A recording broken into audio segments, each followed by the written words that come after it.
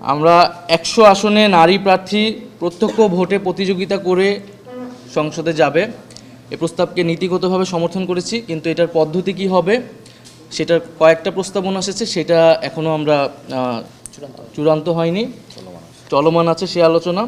রাষ্ট্রপতি নির্বাচনের ক্ষেত্রে ইলেকটোরাল কলেজের মাধ্যমে রাষ্ট্রপতি নির্বাচন, সেটার একটা ধারণা দেওয়া হয়েছে। নিম্নকক্ষ, উচ্চকক্ষ, জেলা সমন্বয় কাউন্সিল, স্থানীয় জনপ্রতিনিধি এদের মাধ্যমে একটা ইলেকটোরাল কলেজ করে সেখান থেকে রাষ্ট্রপতি নির্বাচন।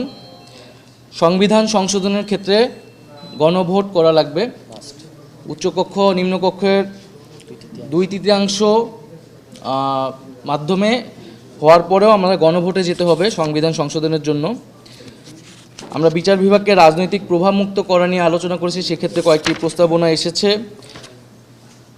আলাদা সচিবালয় করা বিচার বিভাগের জন্য, আর্থিক স্বাধীনতা দেওয়া এবং বিভাগীয় বেঞ্চ তৈরি করা, জ্যেষ্ঠতার ভিত্তিতে সুপ্রিম জুডিশিয়াল কাউন্সিলের মাধ্যমে প্রধান বিচারপতি নিয়োগ করা এবং সেক্ষেত্রে উচ্চকক্ষের মতামত নেওয়া যায় কিনা সে বিষয়ে আমরা আলোচনা করেছি।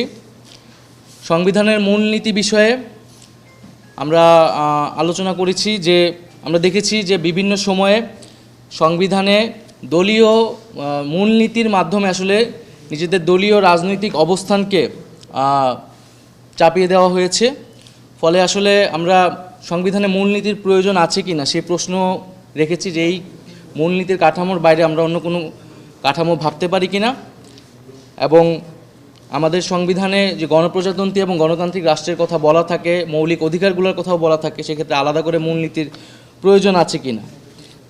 তবে আমরা মূলনীতির ক্ষেত্রে বলেছি যে আমাদের যেই 72-এর মূলনীতি এছাড়া পরবর্তী সময়ে বিভিন্ন সংশোধনীর মাধ্যমে যে দলীয় মূলনীতিগুলো প্রবেশ করানো হয়েছে সেই মূলনীতিগুলো বাতিল করতে হবে, সেই মূলনীতিগুলো আসতে পারবে না। সংবিধানে প্রত্যেক জাতিসত্তার স্বীকৃতি এবং প্রত্যেক জাতি, ধর্মীয় জনগোষ্ঠী এবং এছাড়া বিভিন্ন নৃতাত্ত্বিক জনগোষ্ঠীর যেই স্বীকৃতি এবং অন্তর্ভুক্তি সেটার নিশ্চিত করতে হবে সংবিধানে। ইন্টারনেট প্রাপ্তির নিরবিচ্ছিন্নভাবে ইন্টারনেট প্রাপ্তির অধিকারকে মৌলিক অধিকার হিসেবে স্বীকৃতি দিতে হবে। মৌলিক অধিকার আদালত দ্বারা বলবৎযোগ্য করতে হবে, তবে এক্ষেত্রে অর্থনৈতিক অধিকারগুলো ধারাবাহিকভাবে নিশ্চিত করা হবে। আর এছাড়াও এর আগেও আমরা বলেছি যে প্রার্থী ন্যূনতম বয়সের ক্ষেত্রে আমরা 23 বছর বলেছি, ভোটারের বয়স 16 বছর। ডেপুটি স্পিকার আমরা একজন প্রস্তাব করেছি এবং সেটা বিরোধী দল থেকে হবে। এবং এছাড়া আমাদের যেই অনেক বিতর্কিত বিষয় বা সমালোচনা যে 70-এর অনুচ্ছেদ, সংসদ সদস্যের স্বাধীনতা এবং সংসদ বা সরকারি স্থিতিশীলতা সাপেক্ষে আমরা 70-এর অনুচ্ছেদের সংস্কারের কথা বলেছি। সেক্ষেত্রে অর্থ বিলের কথা বলা হয়েছে।